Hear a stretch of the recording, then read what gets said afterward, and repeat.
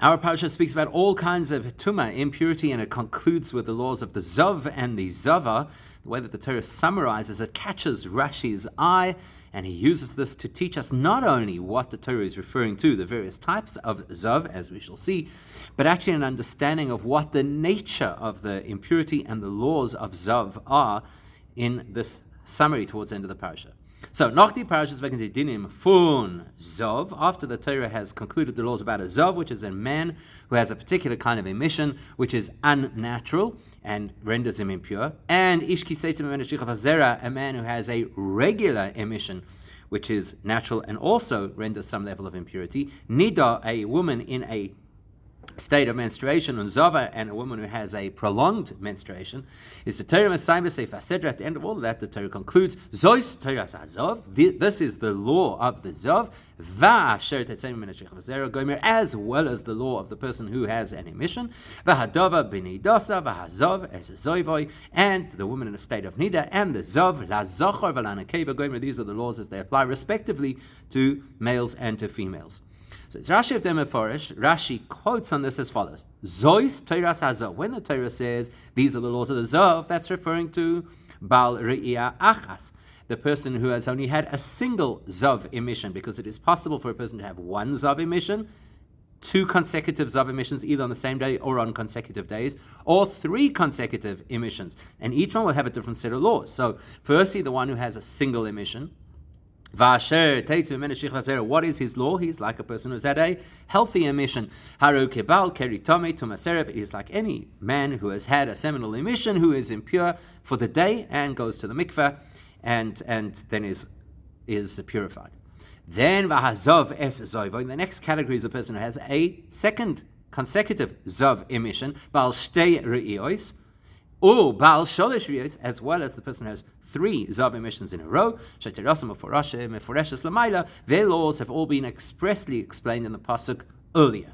That's what Rashi says. So Leonard Mefrosh and the commentaries on the Rashi point out what's bothering Rashi. Why does he have to speak about this at all? That when the Torah says that this is the law of the Zav, it means not what we've already learned about the Zav who had two emissions or the Zav who had three emissions. Now, Bal Ria Achas, Rashi is innovating an insight over here that the Torah is actually speaking about a person who had a single emission. And we're only going to learn what his status is now for the first time in the pasuk. So what forces Rashi to say that? As Rashi says, what is the rule of such a person? Is von dem, was die Torah has even noch einmal in dem pasuk shalachreze v'hazov ezoived lo'zochar. So the Mefarshim say it's because Rashi looked at the next pasuk where it reiterates the same words v'hazov es zoivoi, and that alerted Rashi to say we're about to learn new information about a person who has a single zav emission and that he has the same halachic status as a regular case of what's called a Baal Keri. The Rebbe learned Rashi as die zwei psukim. So this is how Rashi learns it. That the two psukim, Zois teras hazov, un hazov es zoivoi, the expression that says this is the law of the Zav. And then the next pasuk which speaks about the Zav in his state of zivus, Reden wegen zwei sugim, are describing two different experiences or categories of people. Aleph Zois teras hazov, when it says this is the law of the Zav, Red wegen Bal Re'ia Achas, says Rashi, well that's talking about the person who becomes a Zav for the first time, has his first emission. And das was the pasuk delta say von Zav Bichlal, and the reason that the pasuk in various ways has separated this from the other types of Zav who were described earlier in the parasha, and even here are described by a different expression, is Val Bal Re'achas hot and under din. The reason is because this person has a different halacha to a regular Zav. What is that halacha? From the Bal Re'achas, Haruka Bal Keri, that he has the lighter form of impurity, like a Bal Keri, which can be resolved in the course of a single mikveh immersion on a single day. Then there's another category, Beis v'hazov es zoive, the person who is a proper zav. Main bal shtei rios, a bal sholish rios. Those laws that are unique to the zav only begin after the zav has had a second and certainly a third emission. Shetirasim afreshes l'mayla, and that information, says Rashi, was already expressly given to us by the Torah earlier in this parasha. That's what the Mefarshim say. However, we need to understand if that really is plausible. The Pirish, as die zwei Sugim und die zwei Psukim da, seinen Bal Re'achas, und Bal Shtei Re'is and Bal Sholish Re'is, let's say we're going with this argument. So the one part of the pasuk is talking about a Zav who's not really a full Zav because he's only had a single emission, versus the other people who are complete Zavim, Because if they had 2 or 3 emissions, that's not so clear. If you're trying to learn pshat, remember, Rashi's job is not to tell us halacha, but to tell us what the psukim mean, doesn't fit so neatly in the pshat for 3 key reasons. Number 1, Aleph. Why is it that we're only getting introduced to the Zav who has a single emission right at the end of the parasha? After we've seen the other forms of Zav, and we've had Hashem telling Moshe to instruct the Jewish people to be wary of the laws of impurity. Don't you think it would have made more sense to discuss the Zav who has a single emission in the laws of Zav earlier in the parasha, or at the very least in the laws of the Baal Keri, who is similar to him halachically earlier in the parasha? Bafrat. Considering that the person who's a Baal Keri is pretty much the same as a Zav who's only had 1 emission, plus the logic that you can never get to a Zav who has a second emission unless he's had a first emission. So logically, we should have spoken about the first emission earlier, at least in the context, and probably before we got to the Zav of 2 emissions. So this doesn't sit very comfortably, as the words don't sit very comfortably. If we're going with this explanation of Rashi, that the one pasuk is referring to a Zav who has a single emission, and the other pasuk to the person who has 2 or 3 emissions, if that's the case, then we have to take those words, this is the law, and say it's actually referring in 2 opposite directions. In other words, it's referring to what we've already read and what we're going to read.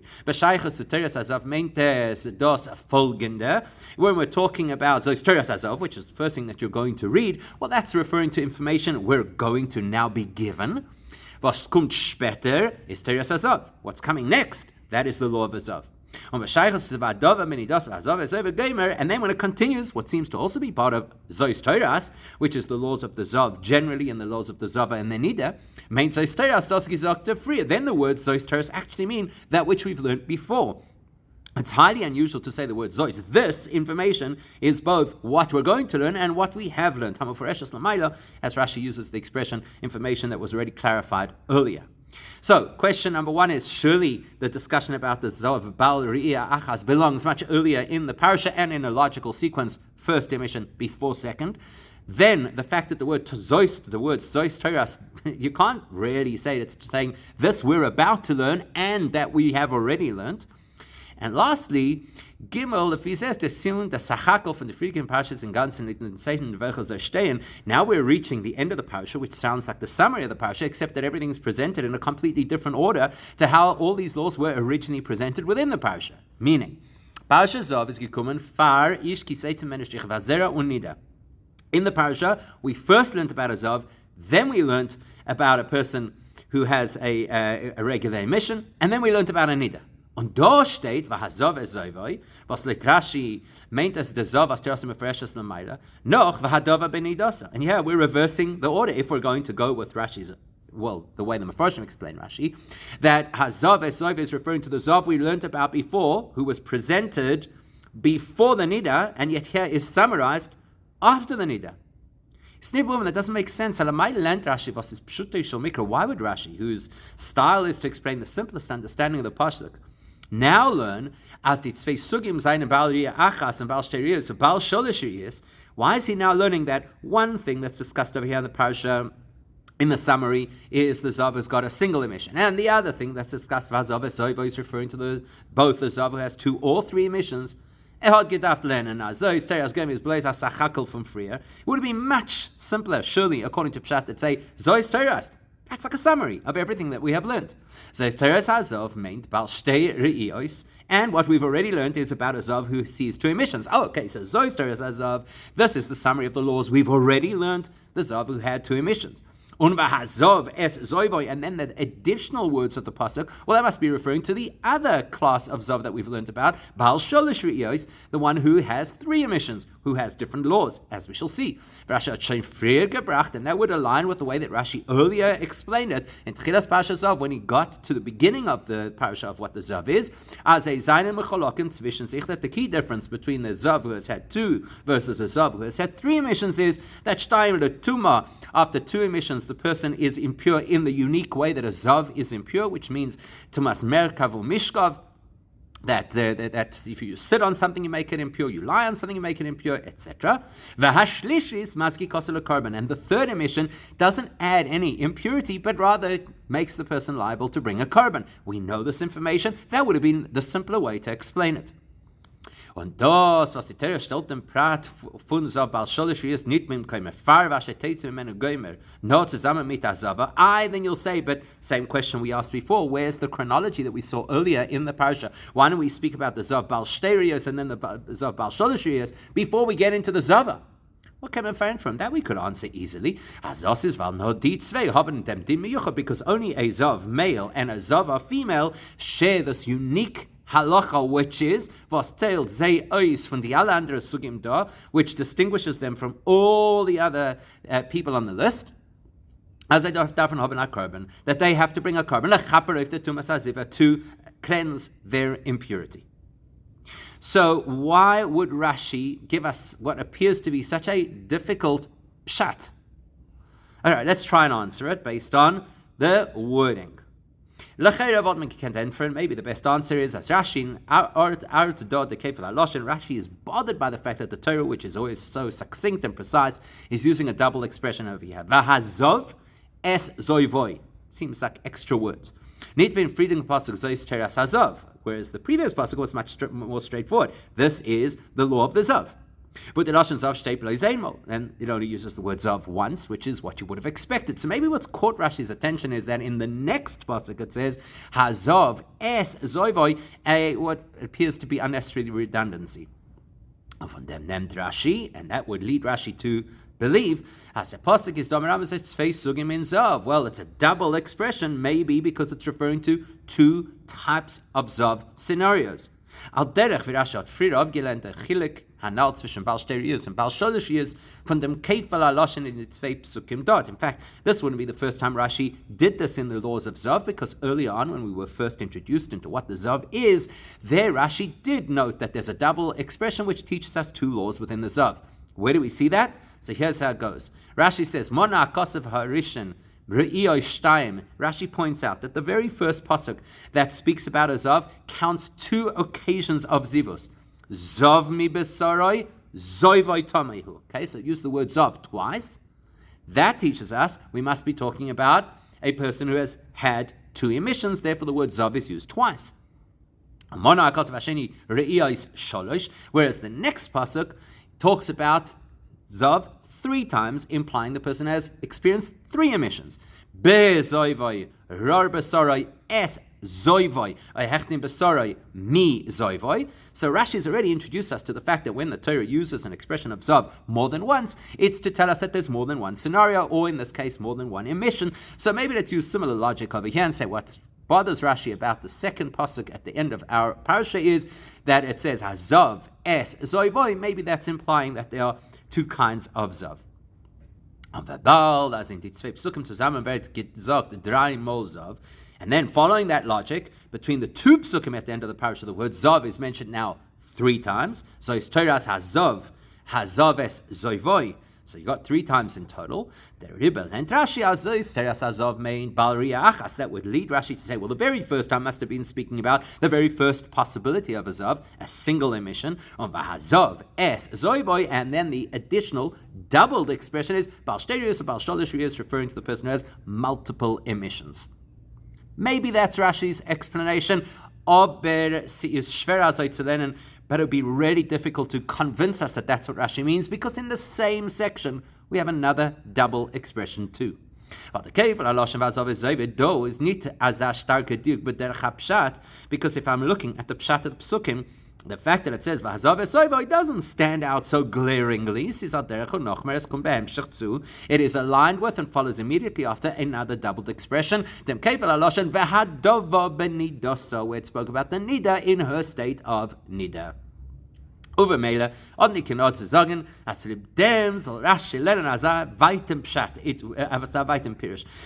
if after all the pasuk is speaking in double expressions about these impurities, Zav would not stand out to the extent that it would prompt Rashi to give what appears to be quite a stretch of an explanation. Zagen as das is pshat, and then still say this is the simple meaning of the pasuk in Torah, that that's actually what the words mean.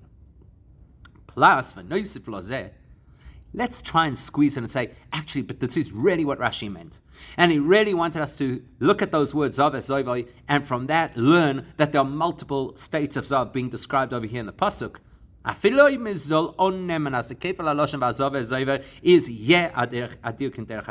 Let's really stretch this and say, you know what? That double expression doesn't fit with the language of the simple pshat language of Torah, and therefore it attracts our attention. We have to explain it. But the way Rashi gets to an answer to rationalize why there's the double language is certainly not pshat. As a kefal aloshen is merames of tzvei sugim. That idea that a double expression implies two states of zav, that's not in Medrash. That is much more the style and methodology of Medrash. Rashi sagt frier, and Rashi said this earlier when we first learned the laws of Zav, by Mechiluk zwischen Shteiros and Sholish years, where he distinguishes between the halachic difference of a person who's had 2 Zav emissions versus one who's had 3 Zav emissions, was melent up von mono akosiv re'iyah shtaim re'iyah sholish, where Rashi said, how do we know we're talking about 2 re'iyos? Because it says Zav twice. How do we know we're talking about 3 re'iyos? Because it says Zav 3 times. There Rashi clarified, as doesn't hit pshutai no midrashe. Rashi says clearly, I'm now giving you a midrashic, not a pshat, insight. If that's the case, Rashi here should have said, this is a midrash. So we're back to our question. What is it that convinces Rashi that Zois Teres Hazav is referring to the Zav, Baal Re'iyah Achas, when it does not seem to fit logically, when it makes the word Zois Teres appear to be speaking in 2 different directions, when it is information we haven't learned before? How does Rashi get to know this? Well, the key to understanding this is understanding the significance of Zois Toras. When and in what context does the Torah use that kind of an expression? So the Lashon Zois Toras Hazav is that expression, this is the law of the Zav, is al derech Zois Toras ha'oila gomer ha'mincha v'gomer. That's like other places in Torah where it says, these are the laws of this particular offering, the mincha offering, the oil offering, etc., etc., etc. Generally, across the board, when the Torah uses an expression Zois Toras, it's saying this is the full spectrum of all of the laws of this particular mitzvah. Zois Toras ha'oila, this is everything you need to know about an oila. So Zois Toras Hazav implies that this must be everything you need to know about a zav. There in Rashi, as do is the Torah kel und will meforet sein alle sugei zav ve'ala seder. So therefore Rashi looks at those words, Zois Toras, and says, aha, right now the Torah is summarizing every possible variation of a zav, and in a logical sequence. Mina kal el achomor, from the least impure version of zav to the worst version of zav. And that would actually explain why later on the Torah is going to say in the next pasuk, the zav esovet lazacha for the male need to vua setzach wegen zav frier in parasha. It doesn't mention the masculinity of the zav at the beginning of the parasha, no mit velanekeva, but rather when it's telling us that the nida affects the female, zav zusammen mit zava, that's when it puts the zav and the zava together, because as we've mentioned before, the zav and the zava share a uniqueness in that they require a carbon to become purified again. That's the most strict version of impurity that can happen from a bodily emission, and therefore they're put together, which matches what Rashi is telling us. So it's Toras, this is the entire gamut of the zav, from the lightest version till the person actually has to bring us an offering before they can be freed. But that's going to ignite a question. Hang on a second. Then, if it's going min akal el achamor, if it's going from the easiest to the strictest case, you would have expected us first to say the person has a regular emission, which is not as severe as a zav, and then the zav. Here it reverses it. It says Zois hazav va'asher, and it's with a vav. Va'asher betoisvis vav. It's an end. Was verweist as hazav doi zeicha prat in klolas hasug von zav. That implies that this zav we're describing over here is not in the same category as regular carry, but actually in the category of zav somehow. And if you read this, the way that it appears, it almost sounds like the Torah is suggesting, well, there's a Zav who is not even as serious as a Baal Keri. Then there's Asher Teitz, then there's the person who's the Baal Keri, and then the other Zavim. Bald man kennt sagen, as a Zav Baal Shteri soll sein gleich, weil es kann von Asher Teitz Goimer. So Rashi says, okay, if we're going from the Kal to the Kaved, and all we know from the parasha so far about a Zav is a Zav has 2 or 3 emissions, but now we're seeing that the Torah is saying you're going min akal el chamor, so there is apparently a Zav that is less or at least equal to a Baal Keri. Can't be the Zav has had 2 emissions, because everybody knows that that is stricter and more impure than a person who's a Baal Keri. Musmen zogen, so that forces Rashi to conclude that now the Torah is telling us something we actually haven't discussed previously, which is that there is a person who is technically a Zav, and we can debate, as the various Amoraim do, whether this person is a Zav at this time or only a Zav retroactively later when they have subsequent emissions, but they can technically be a Zav with a single emission and the same laws as a Baal Keri. So now, but there's something else about what Rashi said over here that we need to understand, and that's the language Rashi used to describe this. What did he say? He said that those words, Hazav means Ba'al Shtei Re'iyos, the one who has had 2 emissions, or Ba'al Sholish Re'iyos, the person who has had 3 emissions, Shetoira Son, that their laws, Meforeshes Lamaila, have already been clearly explained earlier on in the parasha. So let's drill down into what Rashi said over here. From Rashi, if you pay attention to Rashi's language, you see Ba'al Shtei Re'iyos or Ba'al Sholish Re'iyos. This is a person who is in a state of double or state of triple emission. That their Torah son, that their rules have already been expressed and explained earlier, is Muchach. As the Rashi read the pasuk V'Hazav Esei V'Began Tzvei Sugei Zav. Now it's clear that Rashi is interpreting the words V'Hazav es Zoivoi to be 2 kinds of Zav, as we have seen consistently right throughout the Sikha.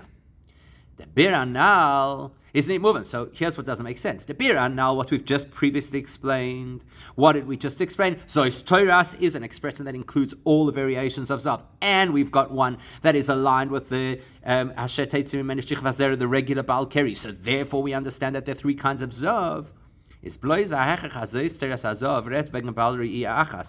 All that proved to us is that Zois Toiras Hazav has to describe a Zav who's only had a single emission, because that's the only logical way you could have a Zav sitting at parallel with the Asher Teitzim Menishich Vazera. And what we also know from that is that Hazav is obviously the next step. That's obviously now describing a much more severe form of Zivus, must be the case. But what in the simple understanding of these words in these psukim forces us to conclude as that the pasuk over here is talking about 2 forms of more strict zav. Where do you see that in the pasuk? Both the person with 2 and the person with 3 emissions. I mean, we know that to be the halacha. But where do you see it in these psukim? We've already learned this earlier in the parasha. Where do you see it in these words? V'azav es zoivai. So, let's try and answer. As we bald, seeing as Rashi earlier quoted, albeit in the name of a midrashic approach, as the sign of Zav, that there are 2 kinds of Zav, Shtei and Sholish Re'iyos, the 2 or the 3 experiences of Zav. So he's telling us again, in case maybe we lost sight of that somewhere during the course of the parasha. But that's really not a good enough explanation for Rashi, besides the fact that it doesn't work with the words. The language of Rashi doesn't really fit well. Because if Rashi is relying on something we derived through a midrashic methodology earlier in the parasha, how then does he say Shetoros and Meforeshes Lamaila? How does he say that the laws of these 2 Zavim was clearly explained earlier in the parasha? Which implies that their rules, including the differences between their rules, that the Baal Shtei Re'iyos is Metama Mishkav Moshav, and the Baal Sholish Re'iyos is the one who has to bring a korban, is Meforeshes Lamaila? That's clearly expressed earlier. Rashi should have been consistent and said, this is something we derived through Midrashic approach earlier in the parasha. Which is, as Rashi himself attested earlier in the parasha, he said Medrash. As a chilek zwischen Steirius and Sholish is nicht pshutai von die psukim nor medrashay. Rashi was the one who showed us that the way we know the difference between the person with the 2 or the 3 emissions is a midrashic approach. How come over here does he say pshat? It's obvious, it's simple. Is the biur in them? The explanation is as follows. We have to remember that even though Rashi did previously use the word midrashay, we shouldn't mistakenly believe that that means midrash and nothing further. Sometimes we bring midrashic methodology to understand pshat. Is das nicht wie andere Eltern, wo Leute Midrashe is the Pirish in Pasuk anders wie Leute Pshutoi? Rashi is not invoking the Midrash over here to give an alternative to the pshat. Now, benin didan, rather this is a scenario, is Eichelot Midrashe is the Pirish and Pasuk vi Loit Pshutai. The methodology might be midrashic, but the message of the Midrash is the same as the message of the Pshat. Midrashe gate ve'ikav is moisef noch a inyan vos is merumas in Pasuk, because the Midrash is unpacking more of what the Pasuk has actually said from what the Pasuk has insinuated. On the other hand, so often we find that there's a medrash that settles our understanding of the pshat. But what's happening over here is even more than that. It's not just that the medrash helps us understand the pshat better, it's that the nature of the pshat forces us to have a midrashic approach. The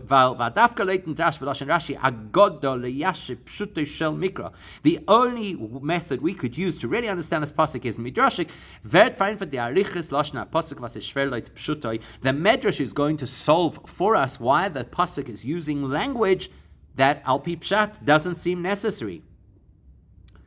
Remember, what did we say? We said the 2 psukim. One is ish ki yiyeh zov mi besorai zoivoi tomehu. If there'll be a man and he'll have this emission from his body, that emission will make him tummy.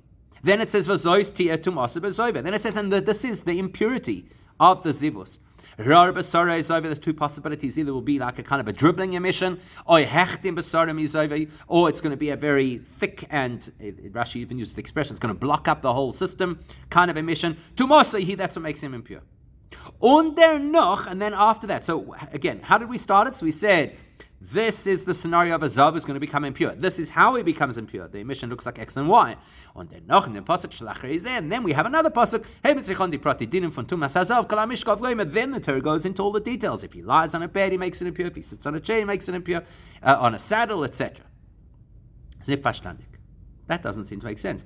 The order of this pasuk is quite, or these psukim is quite choppy. Why does the Torah first give us the introduction? This is the kind of impurity that the Zav will have. Now, you're expecting that what's going to happen next is, well, this is how his impurity works. He touches this, he moves that, whatever it is, that's what becomes impure. That's what you're expecting. But then the Torah interrupts and says, so,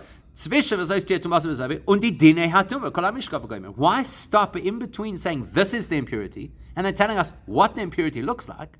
By giving a description of what the actual zivus looks like. Those are not laws about how the tumah of a zav works. Not rather, those are 2 descriptions of the biological context of a zav. A kind of lighter, clearer emission. Or a thicker, sticky almost kind of emission that blocks up the system. So the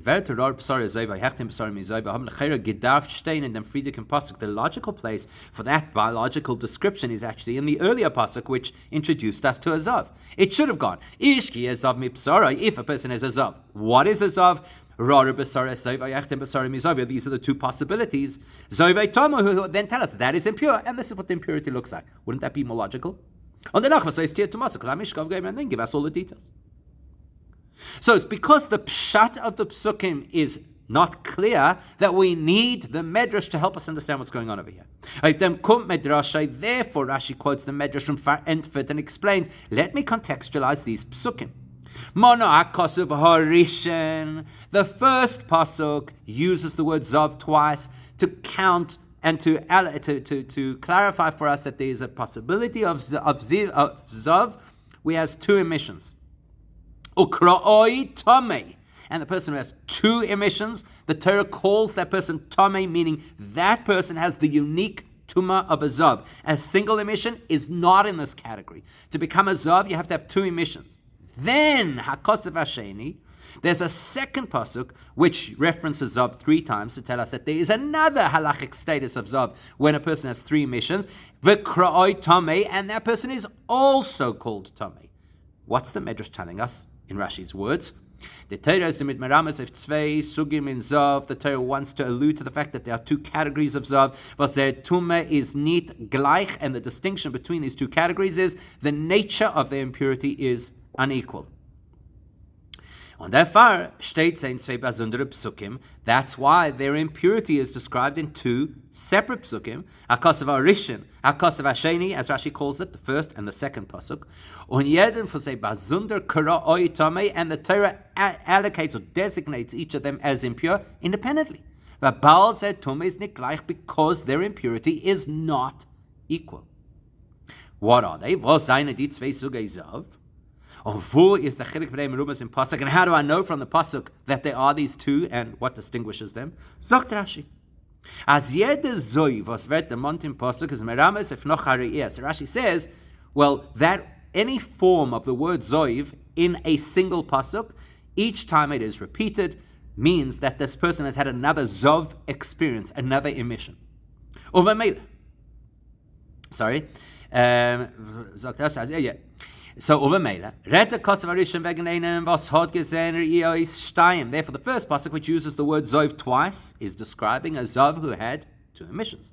On Kosev HaSheni, whereas the second pasuk wegen einem was hat gesehen is Sholish, whereas the second pasuk is describing a person, as the word Zov is repeated 3 times, who has had 3 emissions. Kumtois. As pshutei shal mikra dorten is machriach, that means that the simplest understanding of the pshat of the pasuk, once I know this information, as matafdashen dem yitar aloshen, because the pshat of the pasuk is forcing me to read into why we have extra words and repetition. The pshat forces me to do a midrashic analysis, which helps me to understand that there are two kinds of zav, bal shtei and bal shalish, one with 2 and one with 3 emissions. So now that we understand that the nature of this midrash is not a classic midrash, it is a midrash that is invoked by the nature of the pshat, and therefore the pshat calls for a midrash. So therefore it follows logically that the distinction between the laws of these two personalities, which are in that, or these two states of zav, is the carbon, as Rashi says, 2 emissions puts the person into the unique category of zav tumah. 3 emissions requires them to bring a carbon. It's not just Rashi quoting for us a source in the Medrash, and just showing us it's not exactly contrary to the pshat. Those words are required by the pshat. How so, Vabir? Because the pasuk is saying this is what will constitute the impurity of the zav. But sitzich bepashus to them toma Yehuva steht in Friedikem pasuk by Baal Shtei Re'iyos says this is his impurity. Well, who? What were we just talking about before? We just described the person who had 2 emissions. By Baal Shtei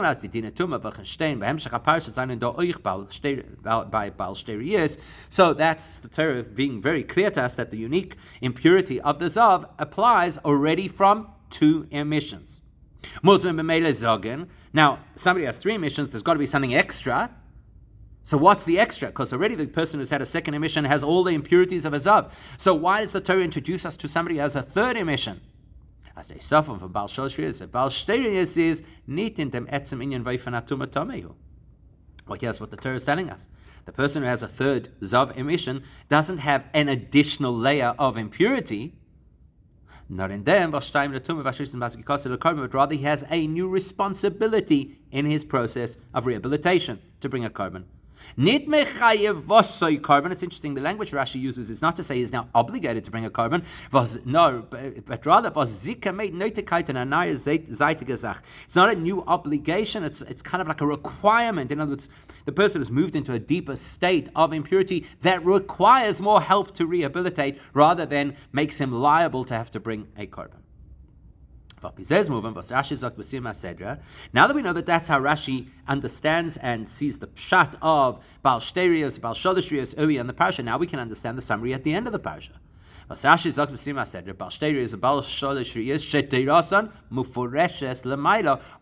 says that Zav is referring to the Zav with 2 emissions, or the Zav with 3 emissions, who were explicitly clarified earlier in the parasha. He can say expressly taught in the parasha because it's the pshat that required that insight, as we've seen. So therefore,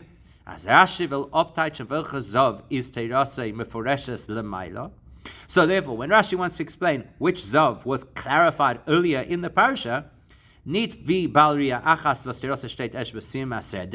can't be referring to the Zav in the time of his first emission, because we're only going to learn that at the end of the parasha. So bring to Beida Sugim in Zav, which Zav was earlier explained in the parasha. That's the Zav who had 2 and the Zav who had 3 emissions. Now, with that information, Rashi is actually giving us a tremendous insight into his view of what the halacha is in the progression of a Zav through the 3 stages of being a Zav. But the Nyonim of Floim Ader Halachi Pirush Rashi is this. He has an amazing halachic insight. The Teichen for Pirush Rashi B'Sima said the State in Teres Kalim from Pasuk. The same message that Rashi gives us at the end of the parasha is also in the Medrash Teres Kehanim, but Normi Kamishinoyim, you will notice that Rashi uses different language to the Teres Kehanim, and that's important. Rashi stellen sich, saying quite a number of the commentaries in Rashi analyze this.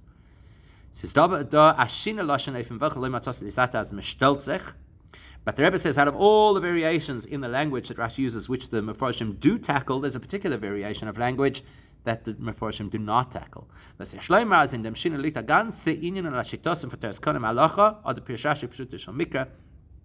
not just a sidebar, it's not just a kind of plate as a pair kind of thing. This difference in language between Rashi and the Teres Kohanim is significant, and it expresses the difference in approach to an halachic issue if you're looking through the lens of halacha as Teres Kohanim does, or through the lens of pshat as Rashi does. So let's see the lashon first. In Teres Kohanim is the lashon. The Teres Kohanim says Zeh shera'a re'iyah achas. There is the Zav who saw a single emission. Zeh shera'a shtei re'iyos who saw 2 emissions. Zeh shera'a shalosh re'iyos who saw 3 emissions. Rashi is mashana. Rashi changes the language, and he says as follows: Zokt Ba'al Re'iyah Achas. There's a person with a status of a single emission. Ba'al Shtei Re'iyos, a person with a status of 2. Uba'al Shalosh Re'iyos, and a person with a status of 3 emissions. Now, initially, that might not seem like such a major distinction, but as we go through this, you'll see there's a fundamental distinction between whether you're saying the person had an emission or has the status of a single, double, or triple emission. So to understand this better, we'll look at the Gemara Niddat, where we find that there are 2 views about how you extrapolate from the Torah the difference in halacha between the 2 emissions or the 3 emissions of Ezav. So Aleph Tidrasha from Rabbi Simoi. There's first the interpretation of the pasuk by Rabbi Simoi, which is actually the language that you will recognize Rashi used. Mona hakosov shtayim, that the pasuk counted the word Zav twice, v'karetame, and called that person impure. So a Zav with 2 emissions is impure. Shalosh v'karetame, in the next pasuk it counted the word Zav 3 times and made that person impure. Okay, such time l'tumah v'shalosh carbon. And what that's teaching us is that after 2 emissions the person has the status of impurity of a Zav, and after 3 emissions the requirement to bring a carbon. That is what we're familiar with because Rashi said it. The other opinion is basically Joshua from Chachamim. The Chachamim in the Gemara there say Zoi voy, the word Zoi voy chada. That's referring to a single emission. Rar besaroi trei. That's referring to a second emission. Es Zoi voy tlas. That's referring to a third emission. Lemed al Zav bal shalishiyah shecharev carbon. That teaches us that if a Zav has 3 consecutive emissions, that Zav is required to bring a carbon. But then the Torah also says that if the person only has a partial level of impurity, in other words, a partial level of impurity, That teaches us that any type of zov is already impure. But there it's talking over here about a zav who has had the second of his emissions and therefore falls into this unique category of a zav who has impurity that is not found by pretty much most other impure individuals. Okay, so what's the difference between saying this one is the Baal Shalish Riyos, this one is, and what's the difference between saying, or this one saw the Riyos, what's the difference between saying the Torah counted X amount to make a person 2 emissions Tameh, counted a different amount to make a person 3 emissions Tameh, versus the Chachamim who say, well, 3 emissions is a korban. Oh, and by the way, less than that is also Tameh. There's a practical difference between the two approaches. In dem Geder von Azav Baal Shtei Re'iyos, and that difference relates to what exactly is the halachic status of a zav who has 2 emissions. There are 2 possibilities. 1, Aleph, Zov Baal Shtei Re'iyos v'Zov Baal Sholosh Re'iyos seinen ganzen was unter Metziusen. One approach is a zav has had 2 emissions is one category, one halachic status, and a zav has had 3 emissions, a completely different category and halachic status.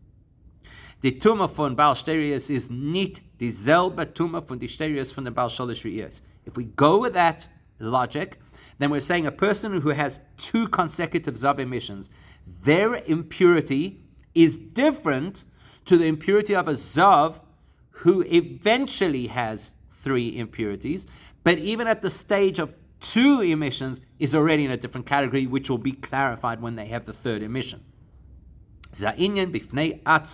In other words, this approach is to say, Azov Baal Shtei Re'iyos is a full, self-contained halachic paradigm. In other words, the minute a person has 2 emissions, they are required to follow all the laws of impurity, and they are required to wait for 7 days before they can purify themselves. One approach. The other approach is, basically, Tumah from Baal Shtei Re'iyos is a chelek from the Tumah from Azav Baal Sholosh Re'iyos. The real Zav is a Zav who has 3 emissions. Therefore, the Zav who is impure at 2 emissions is because it is part of the process of becoming a Zav, like a real Zav. And because 2 emissions is on the path to 3 emissions, therefore, this person who's on that path is already confined by the impurity that really belongs to the Baal Shalosh Re'iyos. And we can actually see this in the words of the Targum Yonasan. When it's introduced, the concept of Zav, he immediately says 3 emissions. And the one nit klal den from Baal Shtei Re'iyos, he doesn't even mention the possibility of a halacha for a person who has 2 Zav emissions. Why? Because the Tumah from Baal Shtei Re'iyos is a chelek for Baal Shalosh Re'iyos, because he goes for that second view, which is the second emission that a person has is really just part of a 3rd emission. It just hasn't all panned out. That is a practical difference. This could have a practical halachic implication. Let's say that the person had 2 emissions consecutively, either on the same day or on 2 consecutive days. Then there's a clear day, and then a 3rd emission. So the question is, so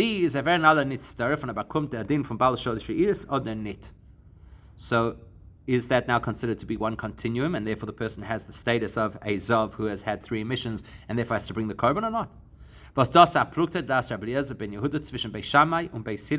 Which appears to be a debate between Beis Shammai and Beis Hillel, at least according to the opinion of Rabbi Eliezer ben Yehuda. So if we go with the first approach, which was, well, as soon as a person has 2 Zav emissions, they are a Zav, 100% self-contained halacha of Zav.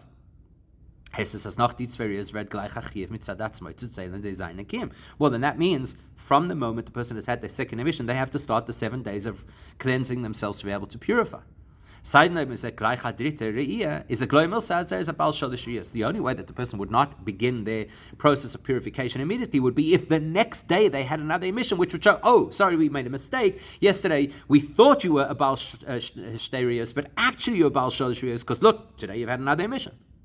But if that doesn't happen, if he's a dafo is coming, as ever is given not the 2 years, I have not the 2 years, I have sekyim. By that logic, if the person has Monday an emission, Tuesday an emission, Wednesday nothing, then since well,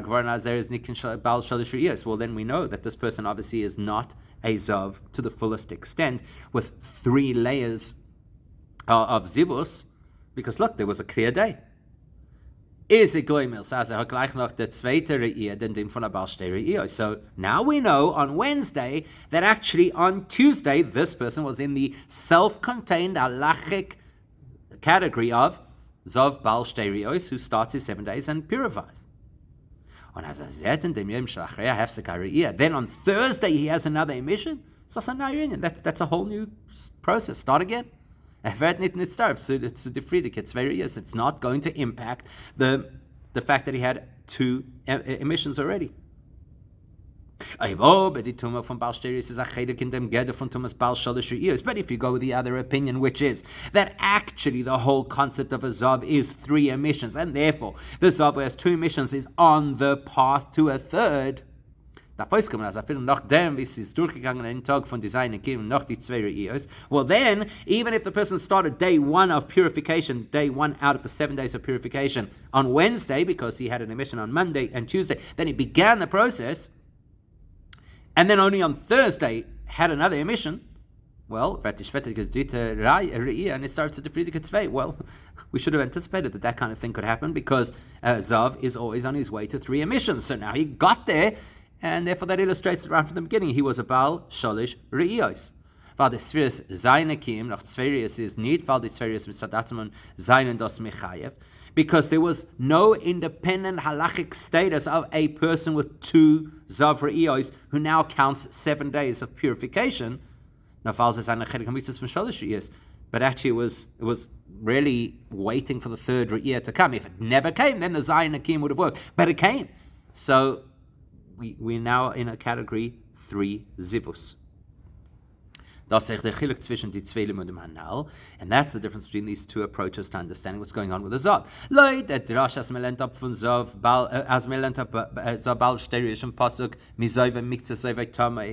So if we go with the approach of the Chachamim, right?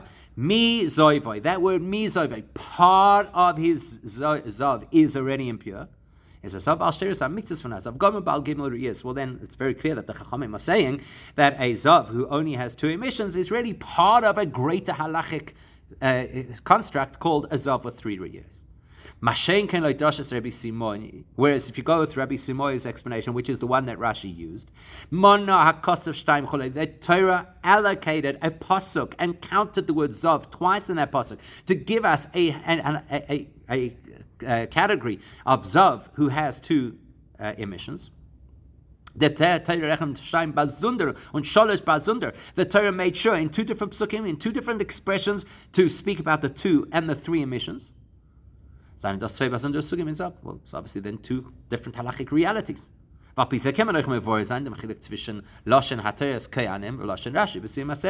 with that, we can look at the difference in the language used by the Torah's Kahanim, which is coming from the approach of the halacha, which really looks at it as a continuum. The Zav is moving towards Shalish Riyos, versus the understanding of Pshat, which is in Pshat, Zav Bal Shtei Riyos is different to Zav Bal Shalish Riyos.